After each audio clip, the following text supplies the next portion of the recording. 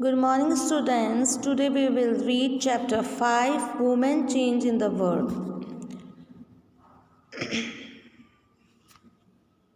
Women Change the World. आज हम ये चैप्टर पढ़ेंगे और in the previous chapter we saw how women's work in the home is not recognized as work. We also read how doing household works and taking care of family members is full-time job and there are no specified hours as the wages beings or outside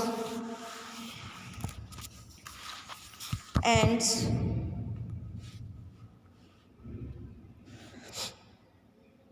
मतलब पहले वाले chapter में हमने पढ़ा था कि जो घर पर वुमेंस काम करती हैं, घर पे जो औरतें काम करती हैं, उनके काम को पहचान नहीं मिलती है, उनके काम की गिनती नहीं होती है. We also read how doing household works and taking care of family member is full time job. There are no specific hours and which is begins और एंड्स. मतलब जो घर की औरतें काम करती हैं वो दिन भर काम करती रहती हैं, उनका काम की शुरुआत और एंड का कोई लिमिटेशन नहीं होता है. In this chapter we will look at the work outside at the home. हमने इस चैप्टर के अंदर जो घर के बाहर काम करने जाते हैं उनके बारे में भी पढ़ा and understand how some occupation as seen to be more substitute man for women. और इस जो पहला वाला चैप्टर था उसके अंदर हमने ये पढ़ा कि किस तरीके से आदमी और औरतों में उनके जो व्यवसाय हैं उनका अलग अलग बंटवारा किया गया है. We will also learn about how women struggle for equality. और इस चैप्टर में जो पिछला चैप्टर था उसमें ये पढ़ा कि किस तरीके से एक औरत है उसने संघर्ष किया समानता के लिए. अब कि उसके साथ जो असमानता का व्यवहार होता था तो समानता पुरुषों के समान व्यवहार प्राप्त करने के लिए उन्होंने कैसा संघर्ष किया. Getting an education was and still is one way is which new opportunity were create for women. तो जो एजुकेशन है उसी से जो औरत है उन्होंने अपनी नई नई कई अपॉर्चुनिटीज़ उनको मिल गई हैं, उन्होंने हासिल किए. This chapter will also briefly trace the different type of efforts made by the women's movement to challenge discrimination in more recent year. तो इस चैप्टर में भी हम वही सब पढ़ेंगे कि जो औरतों ने अपने साथ जो भेदभाव होता था उसको मिटाने के लिए कितना संघर्ष किया, उसी के बारे में हम आगे और अच्छे तरीके से पढ़ेंगे कि अपने साथ समानता के व्यवहार को और असमानता के व्यवहार को बदलने के लिए जो औरतों का संघर्ष था उसके बारे में ही इसमें बताया गया है.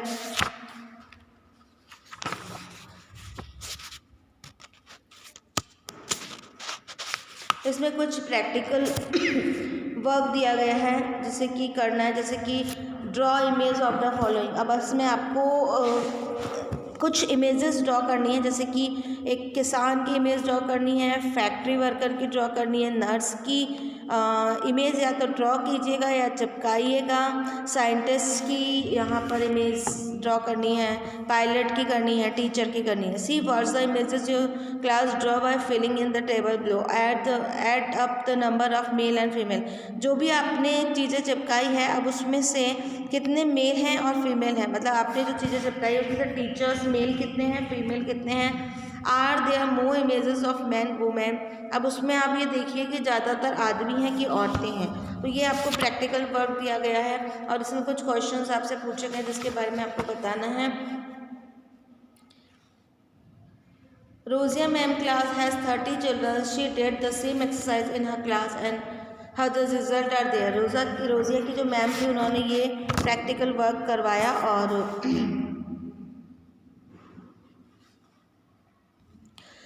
रोजिया की जो मैम थे उन्होंने ये प्रैक्टिकल वर्क करवाया और देखा कि किस तरीके से जो बच्चे हैं वो एक टेबल बना के लाए थे जिसमें टीचर थी, उसमें जो पुरुष थे वो 5 थे और जो टीचर्स में ज़्यादातर फीमेल्स थी और जो फार्मर्स थे वो उसमें मेल्स, मतलब जो किसान थे वो तो सारे पुरुष थे. फैक्ट्री वर्कर्स थे उसमें 25 पुरुष थे और 5 महिलाएं थी. नर्स जो थी वो सारी महिलाएं थी. साइंटिस्ट जो थे उनमें 25 पुरुष प्रधान थे और 5 महिलाएं थी। पायलट जो थे उसमें 27 पुरुष थे, मेल थे, और 3 फीमेल्स थी। तो ये इस तरीके का पिक्चर्स लगाई गई, पिक्चर्स में काउंट भी किया गया कि कौन सा व्यवसाय लोग ज़्यादा कर रहे हैं, जिसमें पुरुष कितने हैं और महिलाएं कितनी हैं। फ्यू अपॉर्चुनिटी रिगेट expectations.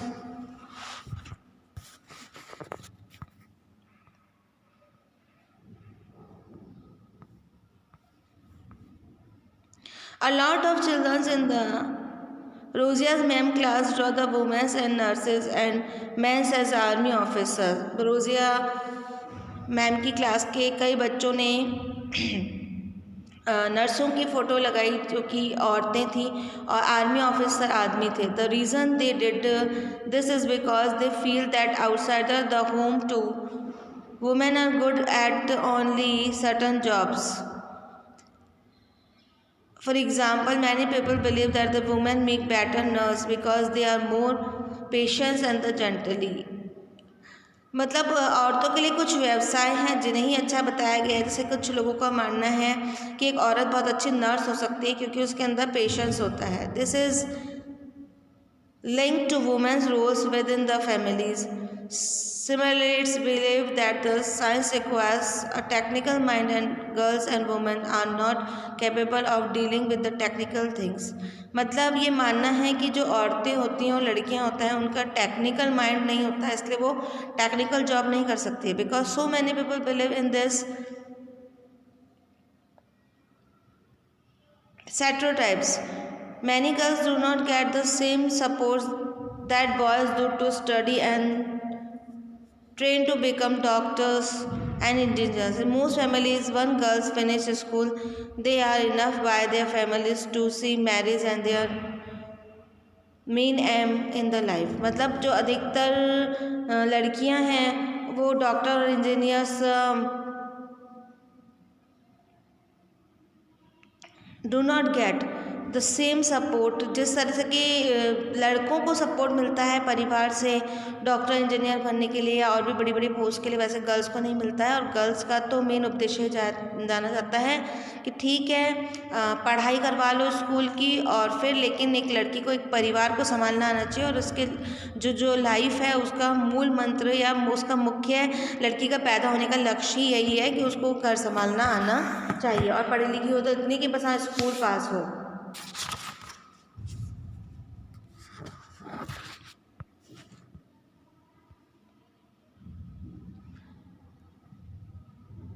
It is important to understand that we live in a society in which all the children face pressures from the world around them.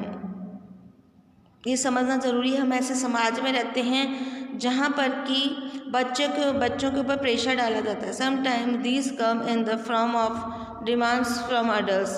At other time they can just be because of unfair teasing by our own friends. Boys are precious to think about getting jobs that will pay a good salary. मतलब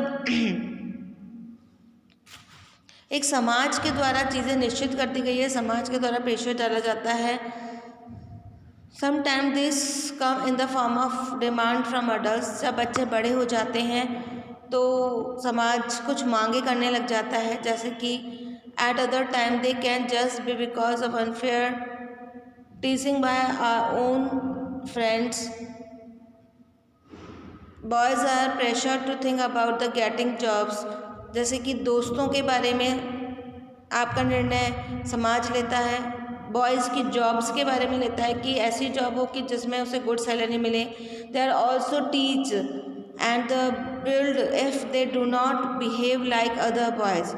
और यदि लड़के का व्यवहार दूसरे लड़कों की तरह नहीं है तो भी उसको एक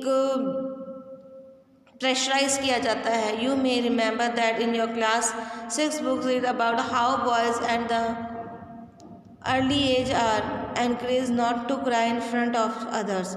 आपने 6 क्लास की बुक में पढ़ा था कि मतलब बेचारे जो लड़के हैं उनके बारे में ये बोल दिया गया है कि लड़कों को तो किसी के सामने रोना ही नहीं चाहिए, तो उनका व्यवहार कैसा होगा वो भी समाज के द्वारा तय किया गया है, लड़के और लड़कियों का व्यवहार। एक स्टोरीज में दी गई है, actually was happy with the result of the class 10th board exam. Though this mark in science and maths were not high, he had done well in the favorite subject history and languages. When his parents saw his report card, however, they did not look pleased at all. मतलब जो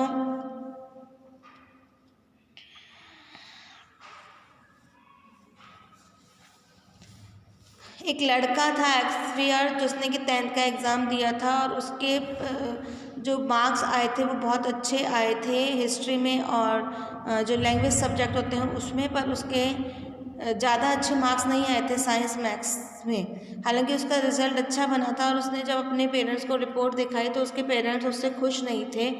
माई goodness Xavier, you have manage only 65% in maths, your marks is physics are low too. उसके जो पिताजी हैं वो कहते हैं कि तुमने मैथ्स में ओनली 65% ही लाया है और फिज़िक्स में भी कम परसेंट लाया। I know mama but it is okay, मतलब पेरेंट्स नहीं है उसके मामा है, मामा से बात हो रही है। Because I don't want to take maths and science, I want to study history. बच्चा जो है अपने मामा को जवाब दे रहा है कि कोई बात नहीं मामा, मुझे तो वैसे भी मैथ्स और साइंस नहीं लेना है, मुझे हिस्ट्री सब्जेक्ट लेना है। Why do you want to take history, तुम हिस्ट्री क्यों लेना चाहते हो? थिंक अबाउट योर फ्यूचर, तुम अपने भविष्य के बारे में सोचो। You have to get a good job, क्या तुम्हें हिस्ट्री लेने से एक अच्छी जॉब मिल जाएगी? History will not help, it has no scope. बोले हिस्ट्री तुम्हारी मदद नहीं करेगी, इसका आगे कोई स्कोप नहीं है। But I don't like maths and science, लेकिन वो लड़का कहता है कि मुझे साइंस मैथ्स पसंद नहीं है। Be sensible son, take maths and you can study computer side by side, the job markets for computer is very good. लेकिन उसके मामा प्रेशर डालते हैं कि नहीं, तुम्हें हिस्ट्री नहीं लेनी है, तुम्हें मैथ्स ही लेनी है और उसके साथ में कंप्यूटर का कोर्स भी करना है क्योंकि कंप्यूटर की बहुत ज़्यादा डिमांड है मार्केट के अंदर।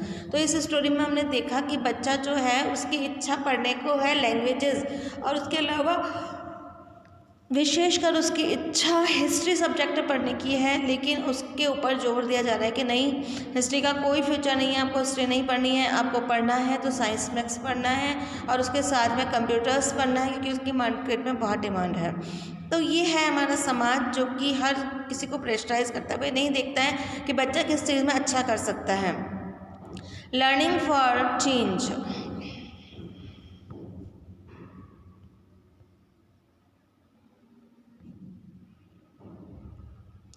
अब हमारा जो नेक्स्ट टॉपिक आ रहा है learning for change.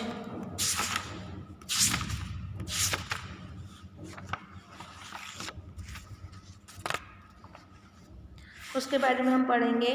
Going to school is an extremely important part of your life as more and more childrens enter school every year.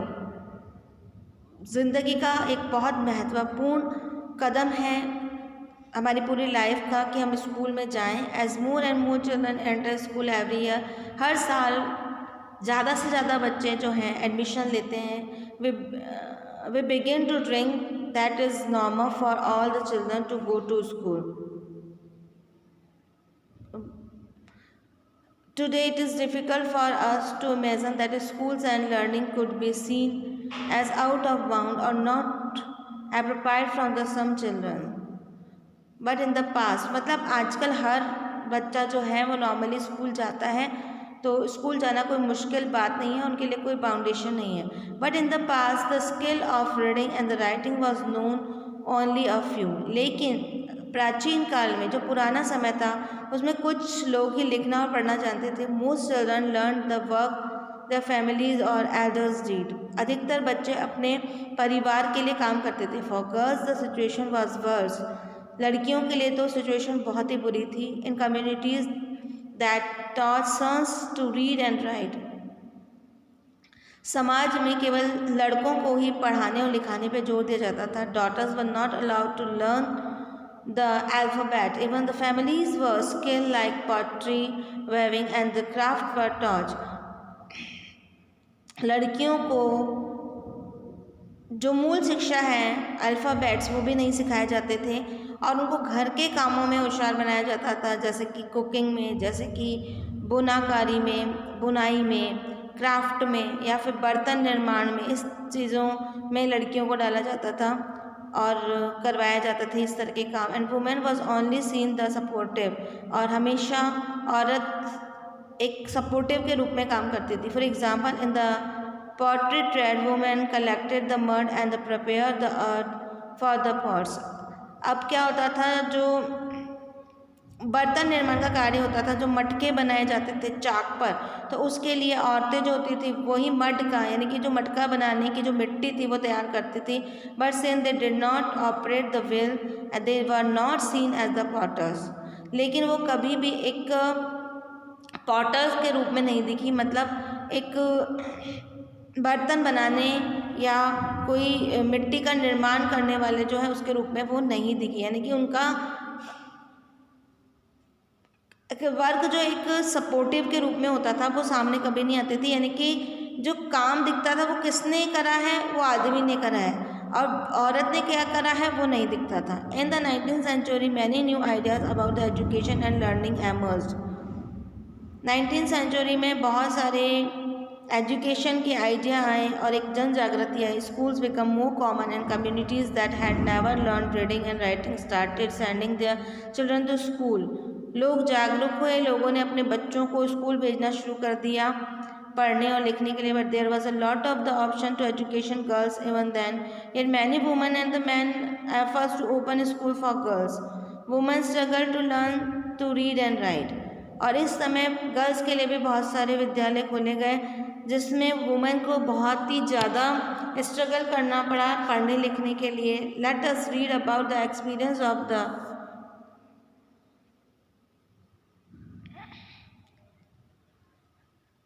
Raj Sundari Devi.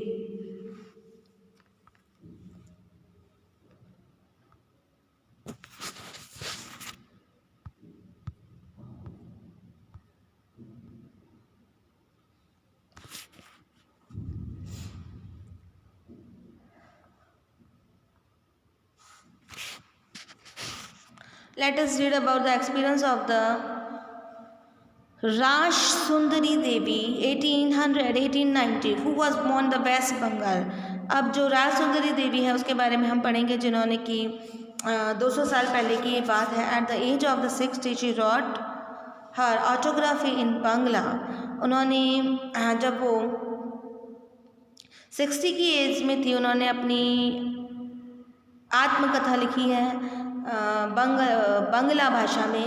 Her book title Amar Jiban is first known autobiography written by an Indian women. ये पहली autobiography थी जो कि एक Indian women द्वारा लिखी गई है जिसका नाम है अमर ज़बान।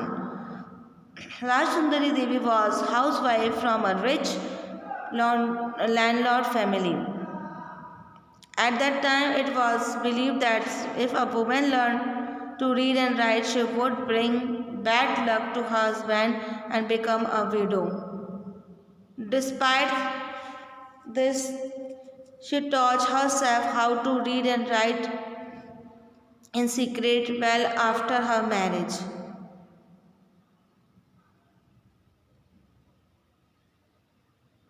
राज सुंदरी जो थी वो एक हाउसवाइफ थी, एक अच्छी फैमिली से। At that time it's was believe that if a women learn to read and write she would bring bad luck for. यदि उन्होंने इस चीज़ को महसूस किया कि यदि एक लड़की पढ़ी लिखी है तो वो बैड लक हो जाती है अपने हस्बैंड के लिए और फिर वो विडो हो गई। Despite this she taught her self how to read and write in secret well after her marriage. I would start working at dawn and I would still be at until well beyond midnight. I had no rest in between. I was only 14 years old at the time I came to nature a great logging. I would learn to read and I would read and religious manuscript. I was unlucky in those days women were not educated. वो 14 साल की थी तब उन्होंने सोचा था कि मैं पढ़ूंगी और इस तरीके से, लेकिन मैं उस समय बहुत अनलकी थी क्योंकि उस वक्त की जो औरतें वो पढ़ी लिखी नहीं होती थी. I began to resent my own thoughts what's wrong with me, women do not read, how will I do it. बोले जब लड़कियां नहीं पढ़ती तो फिर मैं कैसे पढ़ सकती हूँ. मैं खुद के बारे में सोचती थी. Then I had a dream, फिर मुझे एक सपना आया. I was reading the manuscript of the Chanakya Bhagavat, the life of the saint. Later in the days, as I sat cooking in the kitchen, I heard my husband say to my elder son, Vipin, I have left my Chanakya Bhagavata. When I asked for it, bring it in. He left the book there and went away. मतलब उनके जो husband थे वो उस किताब को भूल गए थे. When the page and hid its carefully, its was job hiding it, for nobody must find it in my hands. My eldest son was practising his alphabets at that time. I hid one of them as well. At time I went over that, trying to match letters from that page with the letters that I remember. I also tried to match the words with those that I would hear in the course of my days. With tremendous care and efforts, and over a long period of the time, I learned how to read. तो जब उसका बच्चा पढ़ता था तो उसके साथ में उन शब्दों को सुनती थी और उस किताब से मिलाती थी और उसने ग्रेट एफर्ट करा जिससे वो पढ़ने सीख गई. मतलब उनको पढ़ने के लिए कोई किताब ही नहीं दी गई थी. एक दिन उनके हस्बैंड कोई किताब जो है वो भूल गए थे और उन्होंने अपने बेटे को कहा कि वो किताब वहाँ पढ़ी है, तुम उसमें से पढ़ना. तो उसका बेटा जब उस किताब में से अल्फ़ाबेट सीख रहा था उन शब्दों को दोहराता था तो वो उसे सुनती थी और फिर बाद में वो किताब से मिलाती थी और इस तरीके से वो धीरे धीरे पढ़ना सीख गई. After learning the alphabet, Rajsundari Devi was able to read the Chanakya Bhagavat. Alphabet सीखने के बाद वो चाणक्य भागवत को पढ़ना सीख गई. Through her own writing, she also gave the world an opportunity to read about the women's lives in those days. Rajsundari Devi wrote about her everyday life experience in detail. अब राजसुंदरी देवी ने अपना जो रोजाना का जो एक्सपीरियंस था वो लिखना शुरू किया. There were days when she did not have a moment's rest. अब उसके पास में आराम करने का टाइम नहीं होता था. No time even to sit down and eat. Even उसके पास में बैठने का और खाने का समय भी नहीं होता था. Schooling and education today. अब हम इसका नेक्स्ट टॉपिक अगले पार्ट में पढ़ेंगे.